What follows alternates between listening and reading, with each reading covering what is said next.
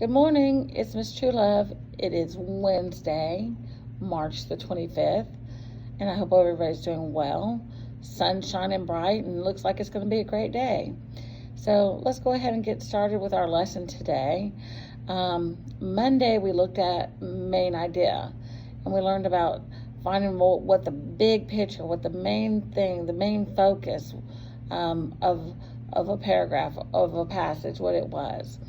And yesterday we looked at inferences, being able to make some guesses about what a writer was trying to share with us.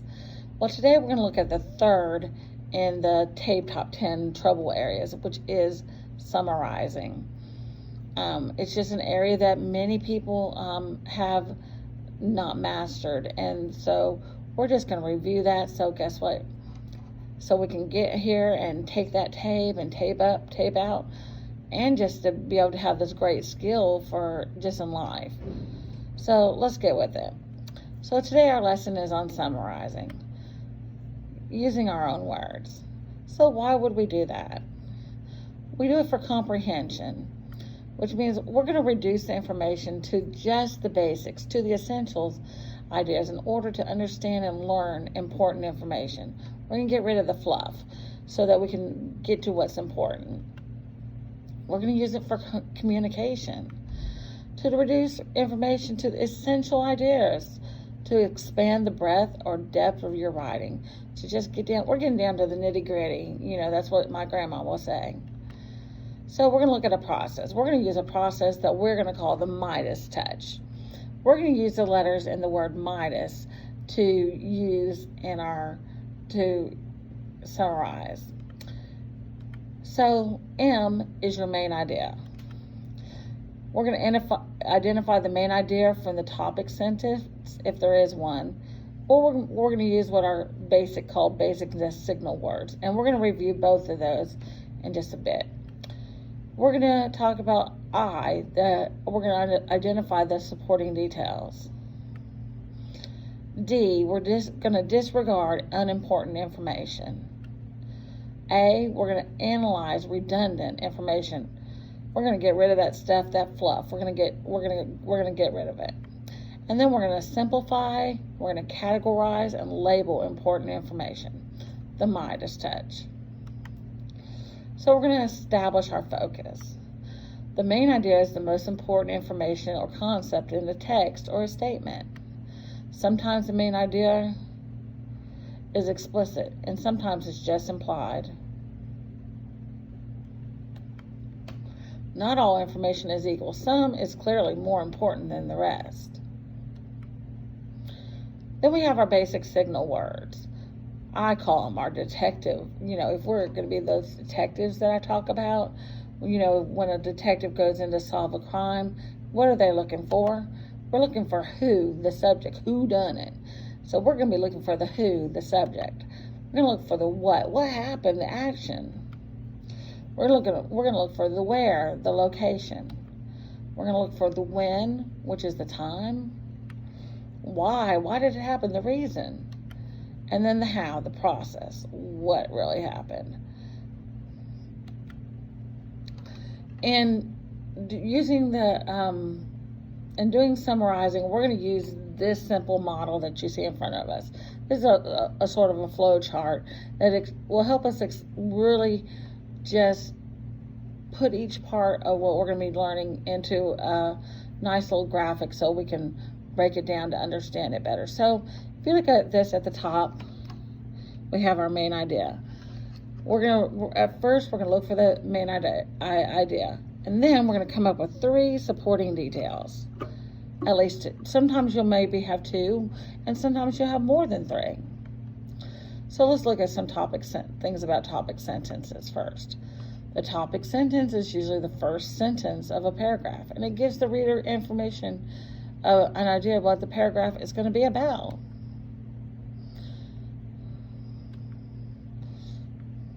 However, the topic sentence may not always be so clearly stated, and it can come in the middle or the end. Sometimes it's just not at the beginning. Regardless, all topic sentences are supported by sentences that give details that help you develop what that main idea is. So these are our big ticket things here: topic, sentences, and main idea. So let's get into some summarizing. We're going to practice. Now we're going to be looking at a fairly long passage about, it has to do with weather, and it breaks it down into some different areas so that we're taking it piece by piece, and with each piece we're going to see how we build upon it. Okay, so let's see what I'm talking about. One paragraph at a time. So here are our example paragraphs. A tornado is a powerful twisting windstorm. It begins high in the air among the winds of a giant storm cloud. People who have watched a tornado's howling winds reach down from the sky have said that it's the most frightening thing they've ever seen. In some parts of the United States, these windstorms are called twisters or cyclones.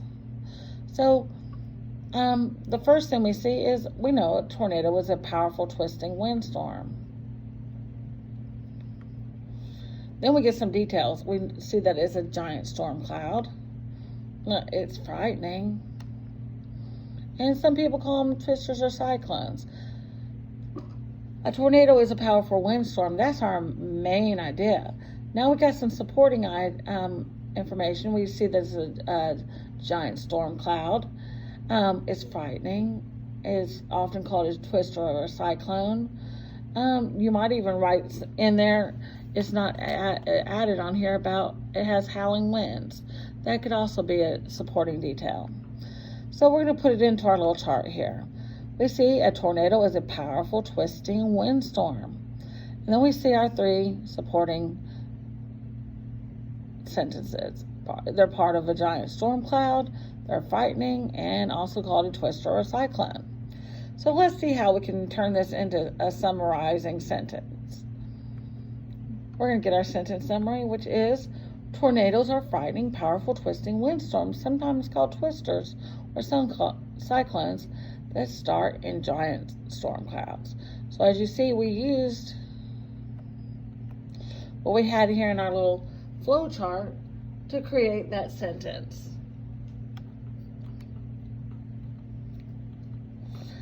So we're going to move on. It says tornadoes are not only whirling windstorms that move through the only whirling windstorms that move through the Earth's air. Dust devils, hurricanes, and typhoons all have twisting winds, but these windstorms differ from tornadoes in important ways. So we're going to look for our main idea and our supporting sentences, where we're looking at whirling windstorms, different kinds of whirling windstorms. And we see we have dust devils, hurricanes, and typhoons. And we also know that they are different from tornadoes. So let's look at our little chart. We see dust devils, hurricanes, and typhoons have twisting winds. And then we see that they're whirling windstorms, but they differ from tornadoes. See, how we have how they did the main idea. They didn't just write a sentence straight from the paragraph. They just combined it, said dust devils, hurricanes, typhoons have twisting winds. And then they just give us, we only have two supporting sentences. So let's look at how our summarizing statement would go. Dust devils and hurricanes and typhoons also have twisting winds, but they're different from tornadoes. So we're going to look at another passage. Dust devils are the weakest of the swirling windstorms. Their winds usually span between 12 and 30 miles per hour. Most dust devils are less than 5 feet across, and few last more than a minute or two. They are often seen in the desert under clear skies. Dust devils form near the ground when certain kinds of winds make hot, rising air start to spin. So we got to come up with that again, with that main idea and some supporting sentences. So we're probably going to talk about dust devils are the weakest kind of windstorm as our main idea, and let's get some supporting information. We know that they only go between 12 and 30 miles per hour. They're less than 5 feet across. They only last a couple minutes, and they're near the ground. And it's when it's hot, rising air starts to spin. So this one, we're going to see that we're probably going to have more than 2 or 3 supporting sentences. Dust devils are the weakest swirling windstorms. They're less than 30 miles per hour. They could have went between 12 and 30, but they just wrote it and made it very concise and wrote less than 30 miles per hour. They're no more than 5 feet across, and they only last a minute or 2. So, compared to the other windstorms, dust devils are the weakest and least severe.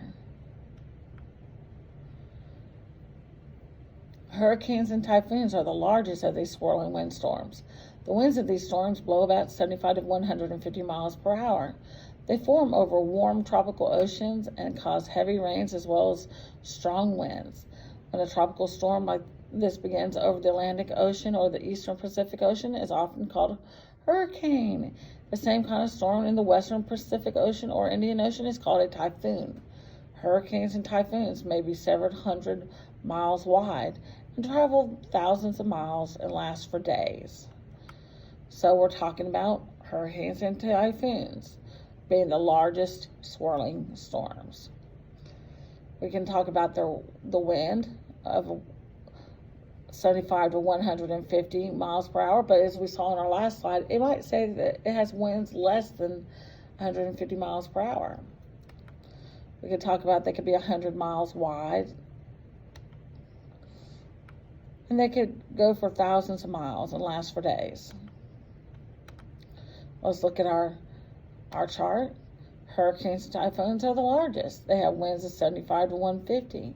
They're several hundred miles wide, and they travel thousands of miles and last for days.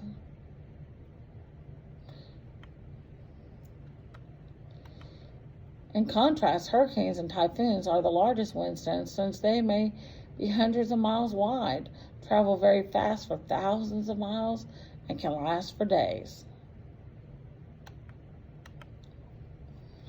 Then tornadoes are not as large as hurricanes and typhoons, and they don't travel as far. In fact, many tornadoes only last a few minutes, but the spinning winds of a tornado can rip through the air at up to 300 miles per hour. The winds of a large tornado are the fastest and most dangerous winds on the earth. So we're talking about tornadoes. They can last only a few minutes, up to 300 miles an hour. And they are the fastest, most dangerous winds on the earth. Here we go. Winds of a large tornado are the fastest and most dangerous on earth. They may last a few minutes. They can reach up to 300 miles an hour. Let's look at a sentence we could use to summarize all this. The bottom line is this. Although they are not as large as hurricanes and typhoons, tornadoes are the fastest and most dangerous windstorm. So we're going to look at summarizing, paraphrasing, and quoting now. The writing connection, how they connect, how are they different, how are they alike. So you can borrow from the works of other writers as you research. And as a good writer, you should summarize, paraphrase, and quote to blend source materials in with your own. But you should make sure your own voice is heard. You're not taking from the voice of another author. Quotations. Use quotations when you want to add the power of an author's words to support your argument. You want to disagree with the author's argument. You would highlight powerful passages or phrases, or when you're comparing or contrasting specific points of view. Or you want to note important research that precedes your own. When would you paraphrase? When you plan to use information on your note cards, you wish to avoid plagiarizing. So when you're writing like notes from a passage, you're going to put the information. You're just going to make little notes as you go along, and you're going to put them in your own words. You also don't want to, you want to avoid using quotations if you're doing a piece based on like an article or something you find from some site on the internet. You don't want to just use all quotes when you're doing giving information.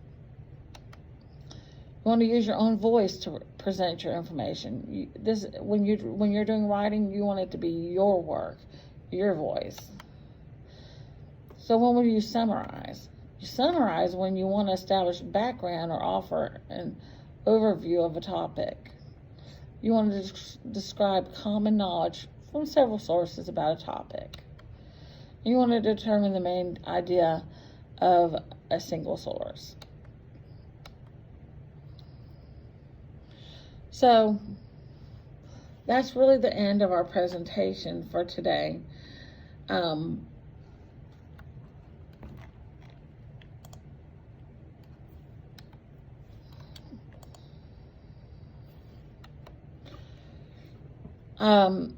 When you're doing this, when you're trying to summarize, look for that main idea of a passage. I mean, we looked at several today, and so you're looking for that main idea. Then you look for those supporting details, put them in your own words, and just come up with a very concise, just very tight.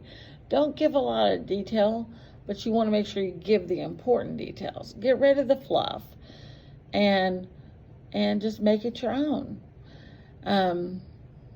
Just like all of us were original, and you want your work to be original too. Anyways, I will be adding a few more assignments to the Google Classroom today.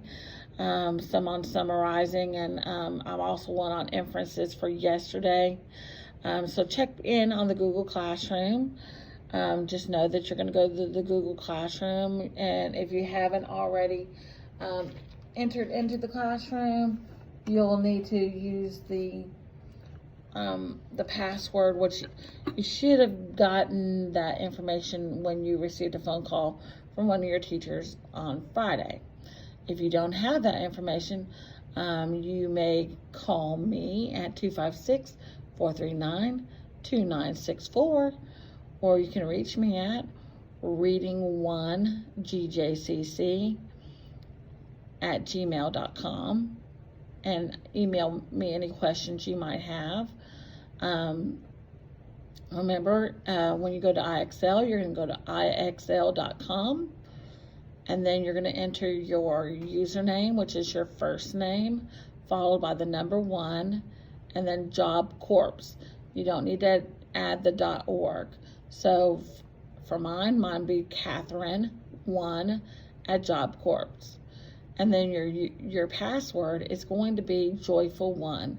All of us have the same password, JOYFUL1. Again, I hope you're doing well. I hope you're having a little bit of fun. Get out and enjoy the sunshine today. And I hope everybody is being blessed. And I look forward to seeing you soon. Miss y'all. Bye.